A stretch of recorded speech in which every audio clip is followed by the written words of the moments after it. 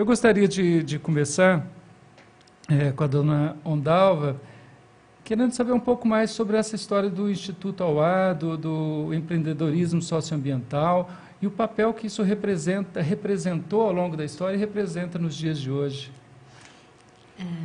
É uma história. É uma história, né? Boa.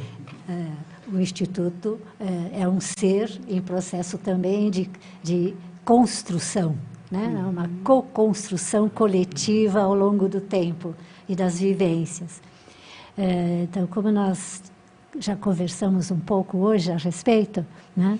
Em 1996, nós tivemos recursos liberados da Unesco de Paris para pormos em prática e construirmos na prática, no processo laboratorial, uma proposta metodológica. As palavras que nos foram dadas pela Unesco foi invistam na formação ecoprofissional de adolescentes para que eles se transformem em ecoprofissionais para serem inseridos no ecomercado de trabalho. Isso em 1966, como proposta de trabalho. Então, nós começamos a trabalhar com estudantes de nível médio de escolas públicas, na parte da manhã e na parte da tarde, em sistema de contraturno. Sim. Essas duas turmas nos possibilitou vivenciar no dia a dia o processo de se autoconhecer, o processo de um conviver com o outro e conhecer o outro para saber como se relacionar de forma empática, de forma civilizada, né, sem competições, né? Ao mesmo tempo, convivendo dentro de uma estação experimental do Instituto Agronômico de Campinas, que hoje foi convertida em UPEDAI, Unidade de Pesquisa e Desenvolvimento da Agricultura Ecológica. Então, nesse espaço natural, né, ambiental, foi possível iniciar toda uma relação dos jovens com a natureza. Nessa idade, né, nível médio, né, a vida é intensa na sociedade, mas não na natureza.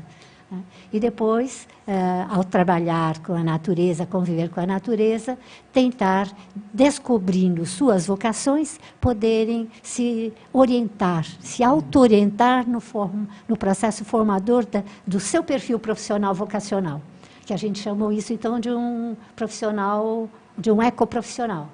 É aquele que se autoconstrói ao longo da sua vida, na medida que vai adquirindo consciência, experiência de vida e vai se autoformando, né? Então, o profissional, o ecoprofissional, o vocacional, né? Ele é feliz trabalhando. Então, o trabalho não é cansativo. E por mais que exija de esforço, né, você faz com prazer, com satisfação. Né, e esquece de um monte de outras coisas já envolvido com o trabalho que faz e o quanto ele te nutre. Não sei se isso explica. Né? Sim, sem dúvida. Só que nós tivemos percalços nessa história, porque os recursos vieram. Quando os recursos terminaram, vindo da Unesco de Paris, nós ficamos sem suporte. Houve mudanças administrativas e nós tivemos que interromper. Então, isso foi dramático, traumático para todo mundo. Para os jovens, para os técnicos, educadores, né? Para os pais dos jovens e para o próprio município, que esperava uma continuidade. Aí, em 2000, nós conseguimos recursos novamente do Banco Mundial. Com esses recursos do Banco Mundial, dentro do trabalho que fazíamos na Reserva da Biosfera do Cinturão Verde de São Paulo, a gente conseguiu transformar esta proposta metodológica numa rede de programa de jovens, comprometidos com o meio ambiente e a integração social. E aí foram criados com o trabalho coletivo de todo mundo, das sociedades, das diferentes municipalidades. Nós estivemos atuando em 19 municípios e criamos 22 núcleos de Programa de Jovens, Meio Ambiente e Integração Social, para se autoprofissionalizarem, né, e se prepararem para atuar no mercado de forma responsável e sustentável. E, por falar nesse meu papel de professor, eu gostaria também que a professora Alda, da Uniso, falasse um pouco sobre esse papel da educação na transformação para o meio ambiente, né? De que maneira a sua vivência, de que maneira a Uniso está trabalhando isso. Sim. Muito bom, Gabriel, estar com você e conhecer esse episódio desse encontro lá há décadas atrás, né, da Uniso, já com o professor Reigota, vendo então que esse trabalho ele já vem acontecendo com outra intensidade ao longo desse tempo, não é?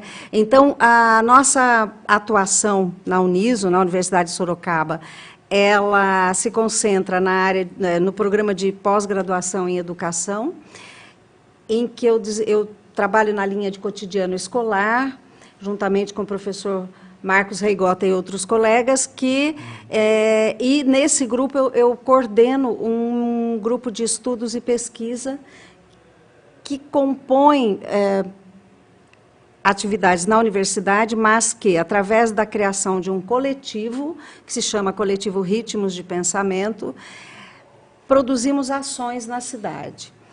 Ações que procuram trazer elementos de composição com a arte, com o ambiente, com as questões educacionais, com a cultura, não é? Então, nesse processo, nós estamos parceiros do SESC desde o ano passado, desde 2017, num trabalho intenso, trazendo para Sorocaba artistas, artivistas como Bené Fonteles, para conversar a respeito de temas contemporâneos, de temas que focam essa questão da educação e o ambiente e a sociedade, e compondo também a formação de um curso para educadores, né, para educadores ambientais, numa ação conjunta com o SESC Sorocaba, que no programa em que se insere a educação pelo envolvimento.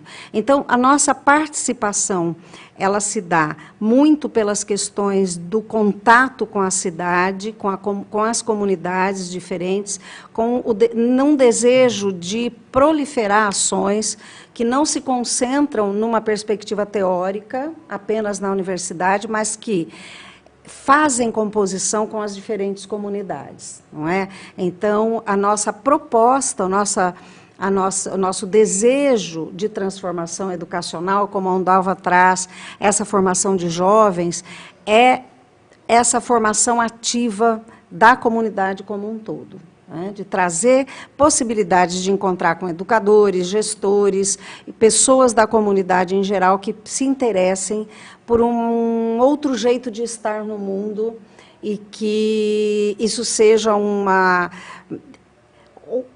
fator multiplicador de atitudes com crianças e jovens, né, na sociedade. Sem dúvida, extremamente importante, né? O papel de extensão da universidade. Sim, é fundamental. E a gente conversava, eu me lembrava, trouxe aqui para uma live uma vez o pessoal lá da Floresta Cultural. Sim. Que para mim é um grande exemplo de pessoas que assumiram para si um papel que tradicionalmente é do Estado, ou seja, preservar um grande fragmento urbano de floresta. E eu fui vereador de Sorocaba por 12 anos e sempre me chegaram as demandas assim, escuta, tem um problema lá, o que vocês vão fazer? Como é que o prefeito resolve? Quer o vereador, o que vai fazer? Esses jovens, eles ultrapassaram esse processo e assumiram como cidadãos e cidadãs, né, a responsabilidade de ser os guardiões da floresta, de envolver a comunidade, de promover a educação, o contato, né? Então, é uma coisa fantástica. E eu não sabia que a Uniso, de certa forma, está junto aí nesse processo. Sim, somos parceiros e guardiões da floresta. Agora, Undalva e eu já fomos chamadas de anciãs da floresta, e isso muito me honra por conta, por conta dessa reverência que esses meninos fazem, né, dessa juventude que traz uma outra força, que é uma força transformadora de ambientes, né? Então, por que não cuidar dessa nesga de floresta que está aqui?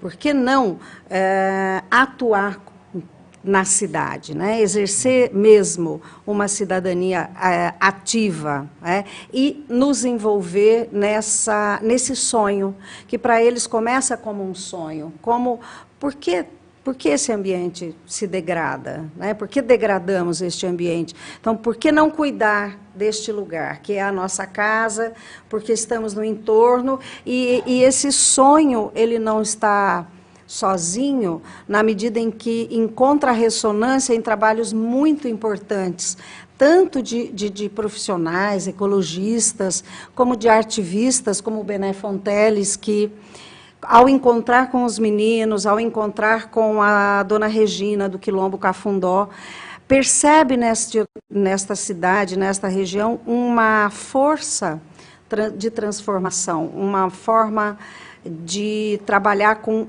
essa outra perspectiva, por um mundo melhor, mas de uma forma muito intensa e ativa, que não é na perspectiva de apontar problemas, mas é de criar soluções nos microespaços, né? Como a gente vê acontecer de uma forma tão linda, com o exemplo que o Gabriel traz das feiras ecológicas, dessa agricultura de pequenos produtores que vem se fortalecendo aqui, né?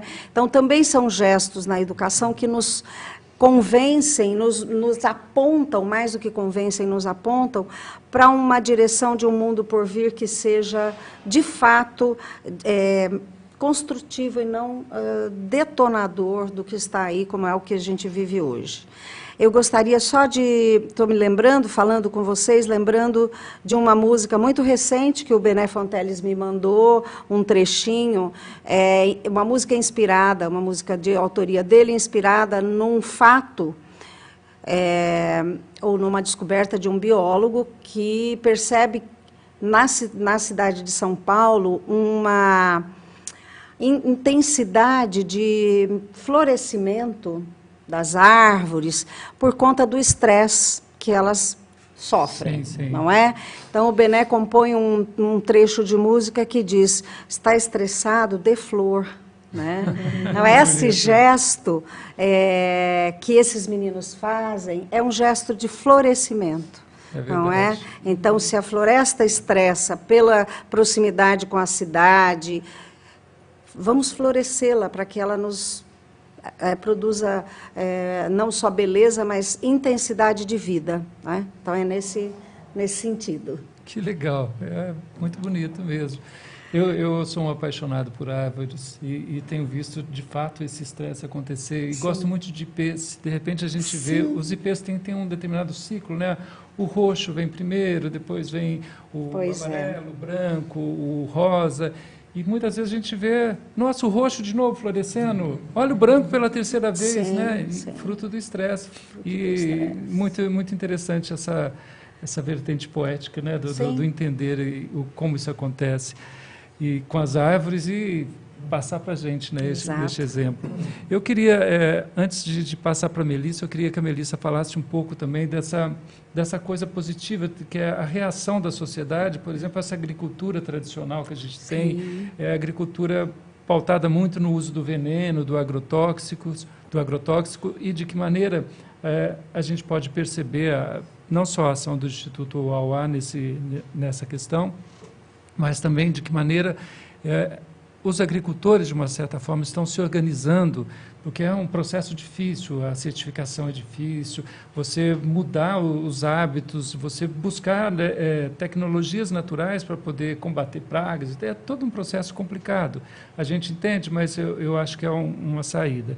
Mas eu queria que a Ondawa falasse um pouco ainda sobre esse talvez usando até o caso dos meninos da floresta, sim. passasse um pouco da sua visão.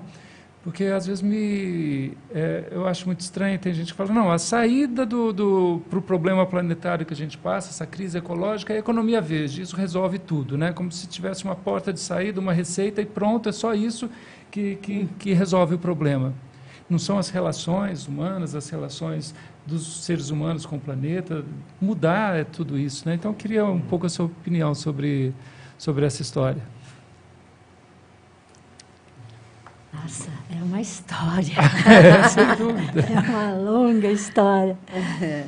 Mas, como a proposta metodológica de trabalho com as pessoas foi bastante baseada também na antroposofia. E nós sabemos que existem diferentes etapas de nossa vida com funções muito específicas. O programa genético do ser humano é fantástico. E eu acho que o fato de desconhecermos a grandiosidade de potência que existe dentro de nós, já disponível para nós usarmos, é que faz com que nós cometamos tantos erros, por não termos este embasamento de como nosso programa genético está estruturado, como ele está atrás de si. Cada um de nós trazemos toda uma vivência, né, ancestral, trazido pelo pai, trazido pela mãe. Então, todas essas vivências do passado, da nossa sociedade, também estão presentes aqui dentro de nós hoje. Então, o potencial está tudo guardado dentro. Então, se a gente, no processo educador, sensibilizador, de instrumentalização dos jovens, né, do ser humano em qualquer faixa etária, a gente não resgatar esta potência e dar instrumentos para que cada um vá buscar dentro de si a descoberta dos seus dons, das suas vocações, das suas habilidades, dos seus erros, dos seus defeitos, das suas dificuldades, para que, em conhecendo, possa trabalhar e transformar. Porque, embora tenhamos um programa genético, nós também somos capazes de transcender. Nós somos autodidatas, nós aprendemos com a vida. Por isso que eu digo, o agricultor que trabalha integrado com a natureza, com os ciclos da natureza, com a interação dos diferentes elementos, ele é um pesquisador, ele é um técnico. Ele não precisou ir para a universidade para entender as leis da vida e para poder contribuir num processo produtivo saudável. Ele foi acumulando experiências, vivências, né? E foi descobrindo, revelando, porque isso é próprio do ser humano.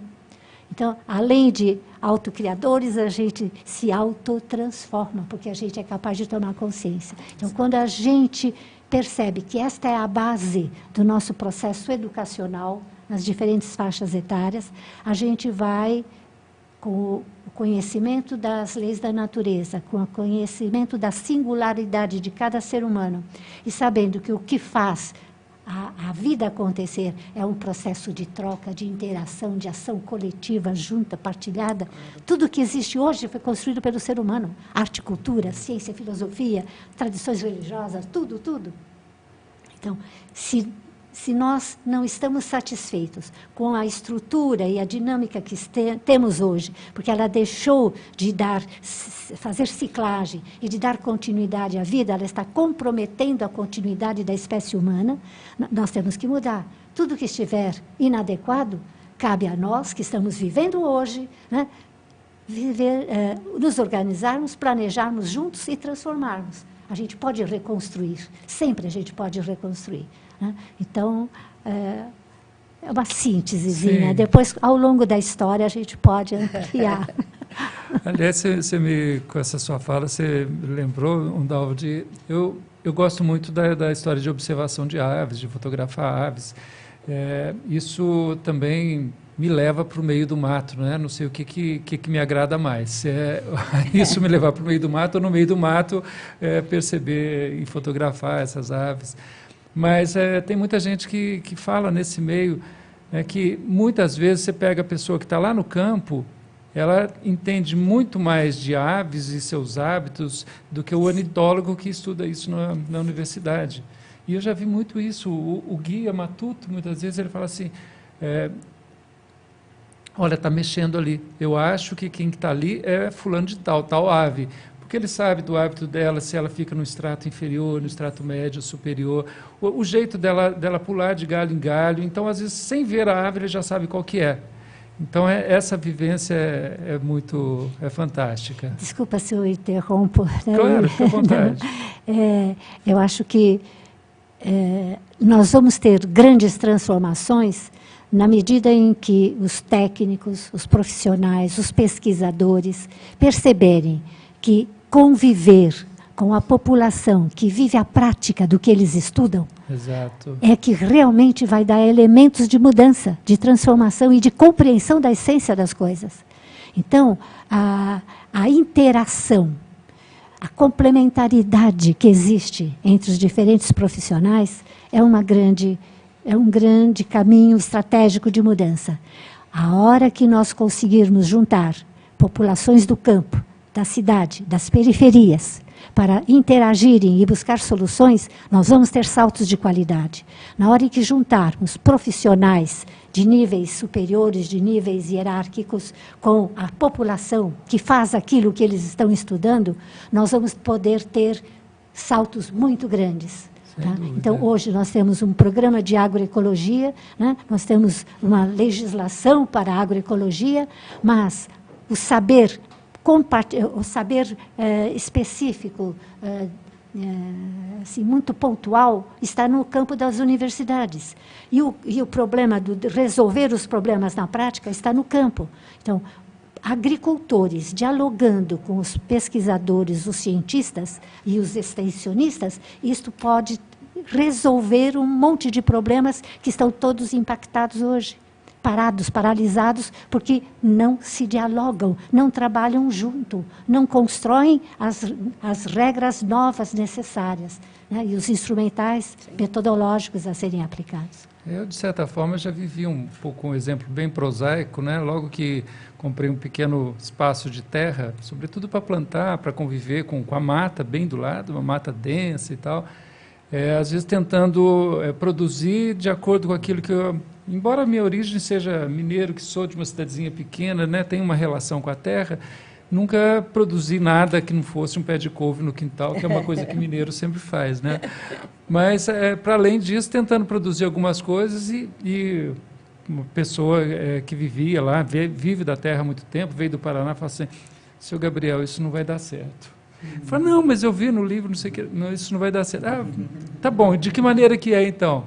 E aí ele me ensinou, eu acho que a gente tem que ter essa permeabilidade, perceber, né, que esses conhecimentos aí, eles são importantes, eles vêm passando de pessoas para pessoas, da vivência deles, às vezes ultrapassa aquilo que está no livro, que é fruto de um trabalho de laboratório, né, e não da vivência do cotidiano.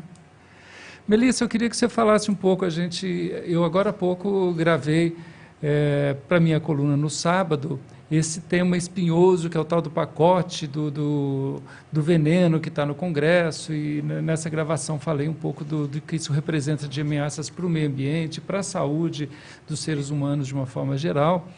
E na nossa entrevista eu estava falando quanto isso às vezes me aborrece, estar falando dos problemas e não das possíveis soluções. Mas, por outro lado, também abordo essa história da agroecologia, do crescimento do orgânico, da oferta, e de que maneira o Instituto Auá participa desse processo, né, de organização da produção de orgânicos, da distribuição, que é, como disse, uma coisa muito difícil, né? Você mudar essa agricultura tradicional, que às vezes te impõe comprar semente transgênica, usar o veneno, e você sair dessa roda viva é uma coisa complicada. Fala um pouco disso para a gente. Bom, a sua fala identifica um pouco com a minha trajetória, né? Que eu também acho que sempre fui bem ativista, assim, né? Tipo, uma ambientalista. E durante muito tempo eu fiquei também nesse espaço apenas, né? De trazer essa crítica, né? Esse olhar do que a gente não quer, né? Talvez o Tião Rocha tenha trazido um pouco esse despertar na minha trajetória, da gente olhar o lado do copo cheio, né? E a gente ver como que a gente pode transformar. Então, lá atrás, aqui próximo a vocês, né, com toda essa bagagem que vocês têm, fica até meio difícil falar. Mas no início da minha militância, na minha juventude, quando eu comecei a atuar com os movimentos sociais aqui da nossa região, e também acho que a nível nacional, né, que era a época dos Fóruns Sociais Mundiais, 2003, 2005... eu comecei a ter esse despertar que o ato político ele estava muito mais intrínseco em a gente estar atuando de fato nesses territórios. E daí acho que aí eu começo a minha formação nessa militância mesmo, né, nesse engajamento. E eu atuei durante 10 anos como produtora cultural numa companhia artística que a gente tinha o foco em educação ambiental.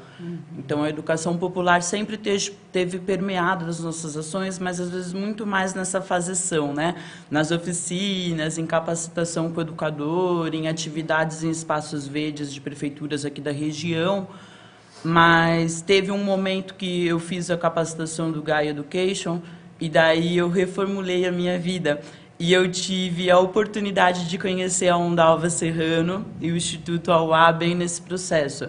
Na ocasião, a gente coordenou e eu atuei como educadora com ênfase em agroecologia no programa de jovem de Araçoiaba da Serra, no Horto Florestal. E lá, mesmo a gente não sendo a reserva da biosfera, a gente tinha um posto avançado e foi uma experiência incrível. Primeiro, por estar atuando com os jovens, né, naquele território, no Horto Florestal, e segundo, por ter conhecido a Ondalva e ter tido contato com toda essa metodologia que ela vem desenvolvendo durante a vida, né, de educação integral.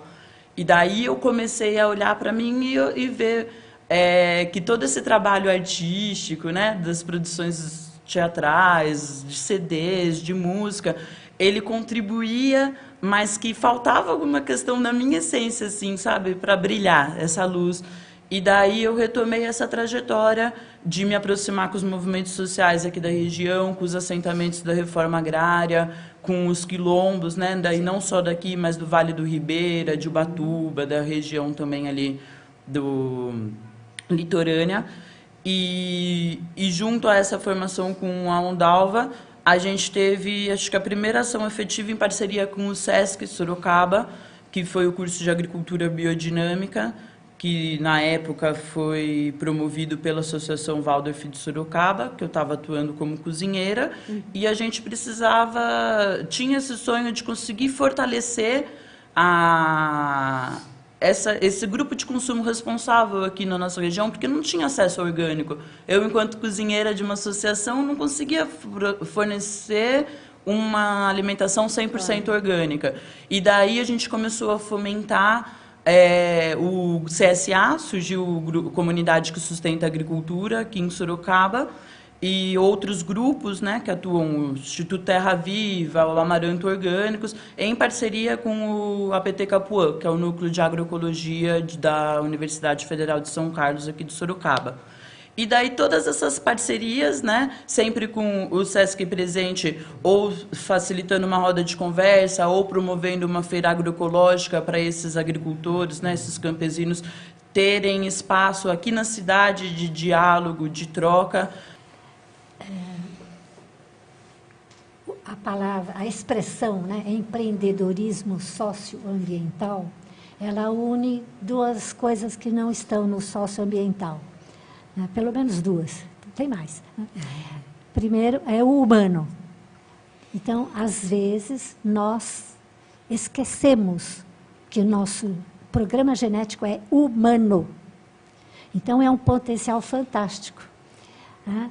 Então, nós somos co-criadores do universo.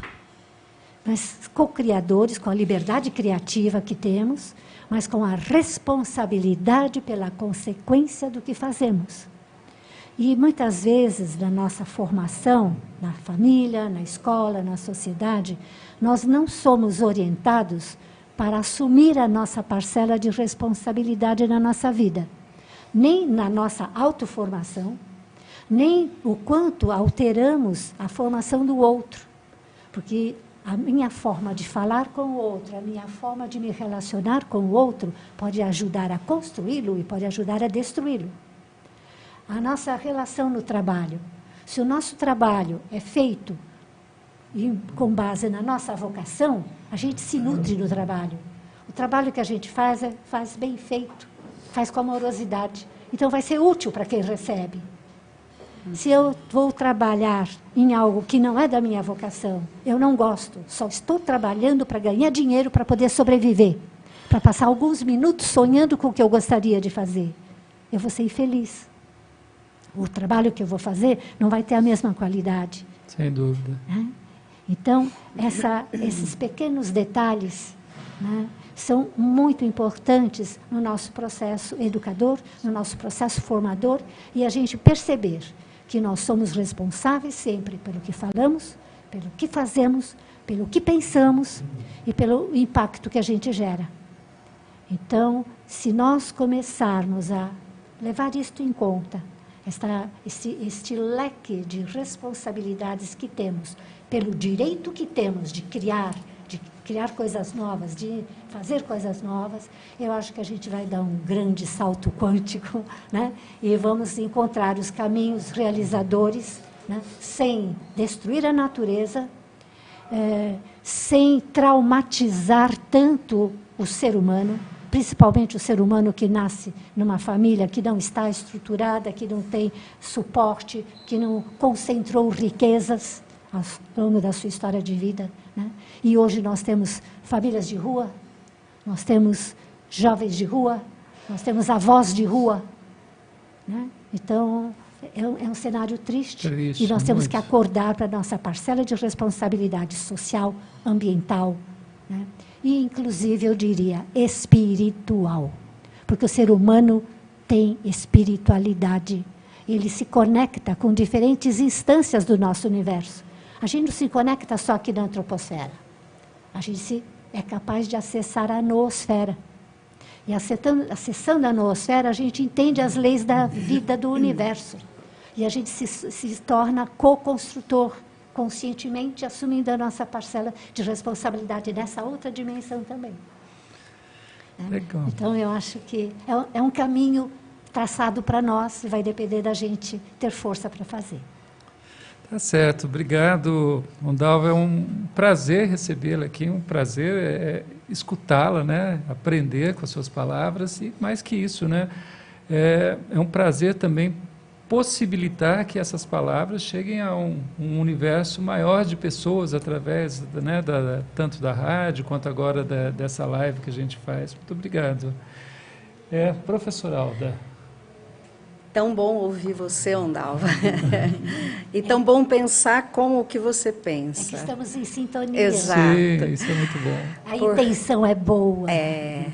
E enquanto te ouvia, ficava pensando aqui no comprometimento integral com a vida que o trabalho que realizo agora e toda a minha formação desenha. É um comprometimento desenhado a partir de uma ideia de vida que não é contida na perspectiva da racionalidade ou da vida biológica, mas que contempla outras dimensões do humano. Então, pensar a educação pelo compromisso com a vida, numa dimensão ética, poética, estética, como eu costumo dizer, numa dimensão estética, portanto, ética e política, faz com que os trabalhos todos as ações que a gente possa desenvolver, elas tenham uma outra perspectiva. A gente sai da perspectiva daquilo que é, por exemplo, escolarizante e educacional no sentido macro, entendido hoje, com as macropolíticas avassaladoras que o país sofre neste momento, e vamos trabalhar com as pulsações de vida em cada escola ou espaço educacional, e em cada pessoa, né? Então, por exemplo, nessa parceria com o SESC que se desenha, como estávamos dizendo, né, numa ação de formação de educadores, é nesta dimensão estética, ético-política, que nós trabalhamos. Nós não vamos nos preocupar com aquilo que já está posto, vamos dizer assim. Estamos, sim, envolvidos com uma co-construção de um outro modo de estar no mundo hoje, que, claro, professores e gestores e pessoas envolvidas em espaços educacionais não formais podem multiplicar, né? Então, é nesse sentido que me comprometo, né, no trabalho com a universidade, no trabalho com as cidades, numa outra dimensão do humano, né? É por isso que é uma alegria, no sentido espinosista da palavra, né?